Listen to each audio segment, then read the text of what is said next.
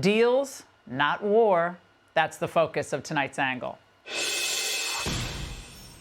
In Saudi Arabia, we saw 4 different traits of Donald Trump on display today: the deal maker, the peacemaker, the optimist, and the realist.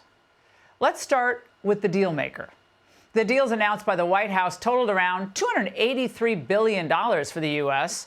The 2 biggest deals included Saudi Arabia's agreement to buy about $142 billion in military goodies from our defense industry, plus $20 billion for AI data centers and energy infrastructure. Good stuff. And the White House officials insist, look, they've only just begun.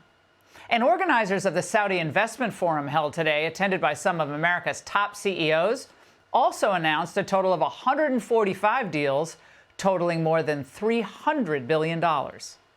With this trip, we're adding over $1 trillion more in terms of investment into our country and buying our products. And, you know, nobody makes military equipment like us. We have the best military equipment, the best missiles, the best rockets, the best everything, best submarines. The best salesman for America. And isn't that nice? Especially compared to what we had during Biden's 2022 trip to Saudi Arabia. I know it's late, but thank you for being here. Had a good series of meetings. Just finished more than 2 hours meetings with Saudi leadership here in Jeddah, meeting with the king for about a little over half an hour, working session with the Crown Prince and all the ministers from the energy minister to the sports minister, all the way down the line. This trip is about, once again, positioning America in this region for the future. We are not going to leave a vacuum in the Middle East for Russia or China to fill, and we're getting results. Oh, really? 2 whole hours he met with people? Well, Biden's results were evident from the minimalist backdrop he had. Remember the greeting he received from the Saudi leadership, the fist bump? Meanwhile, the Saudis treated Trump with the respect he deserved. From the moment he walked down the stairs, I love the purple, from Air Force One, to the moment he departed. Yeah.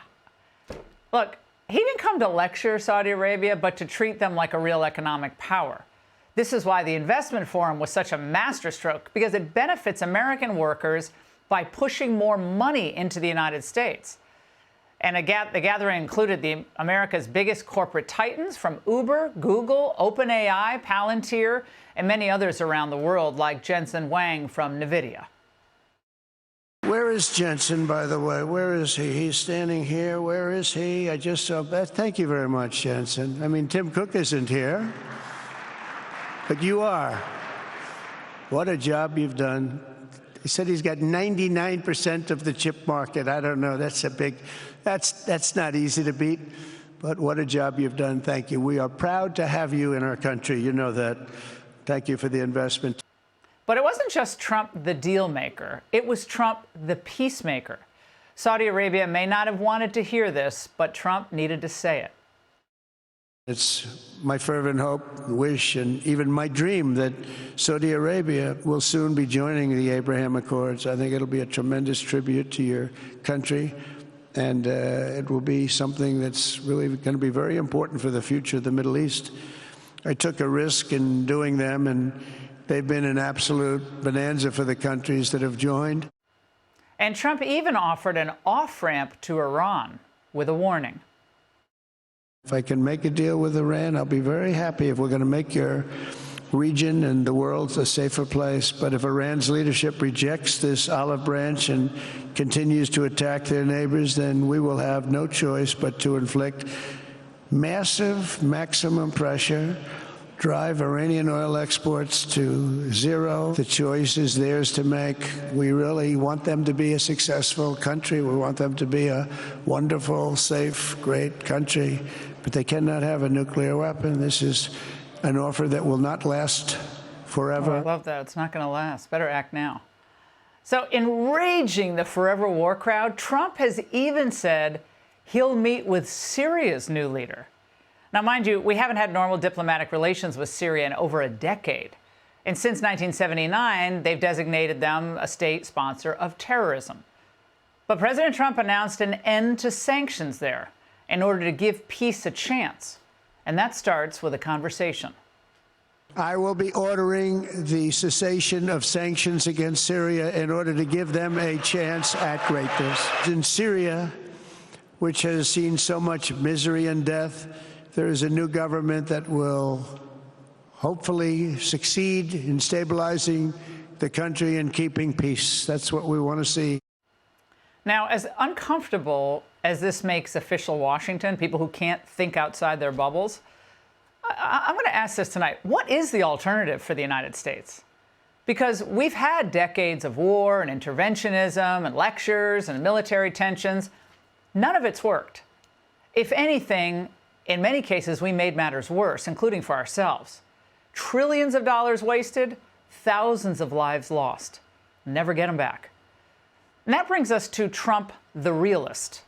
Now, as much as we'd like to think that we have power and authority, enough of it, to order around the rest of the world, it simply doesn't work. We end up offending potential allies that we may need down the road for our own security. And because he's Trump, he couldn't resist reminding everyone of the failed strategies of his predecessors. In recent years, far too many American presidents have been afflicted with the notion that it's our job to look into the souls of foreign leaders and use U.S. policy to dispense justice for their sins. It is God's job to sit in judgment, my job to defend America, and to promote the fundamental interest of stability, prosperity, and peace. That's what I really want to do. Now, how can liberals be against this? They used to be anti-war and pro-peace. But because Donald Trump is better at peace than they are, they're suddenly for war? What? Again, we don't have to love everyone we work with. We're never going to. But we do need to be realistic about meddling in other countries' affairs.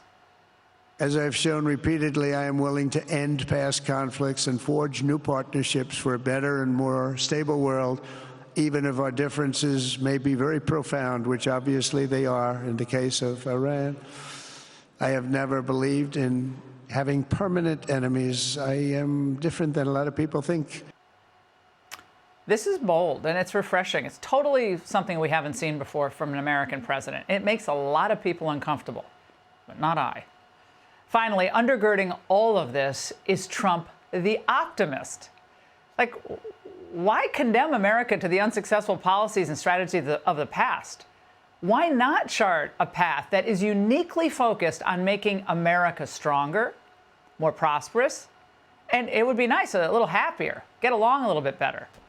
And that may require new partnerships for a better future. Before our eyes, a new generation of leaders is transcending the ancient conflicts of tired divisions of the past and forging a future where the Middle East is defined by commerce, not chaos, where it exports technology, not terrorism, and where people of different nations, religions, and creeds are building cities together, not bombing each other out of existence. We don't want that. Now, being an aggressive advocate for peace, it's always going to require optimism. But Trump's isn't blind, because it's never, ever overridden by what's good for America first. Most importantly, for the people in this room, the days of economic misery under the last administration are rapidly giving way to the greatest economy in the history of the world. We are rocking. The United States is the hottest country, with the exception of your country, I have to say, right? I'm not going to take that on. No, Mohammed, I'm not going to take that on. Yeah, even with no sleep, he doesn't sleep. A 12-hour flight, Trump still flashed his sense of humor. So in the coming months, we're going to be checking to confirm that deals promised are deals done. But for now, you're seeing the deal maker, the peacemaker, the realist, and the optimist at work. Hey, Sean Hannity here. Hey, click here to subscribe to Fox News YouTube page and catch our hottest interviews and most compelling analysis. You will not get it anywhere else.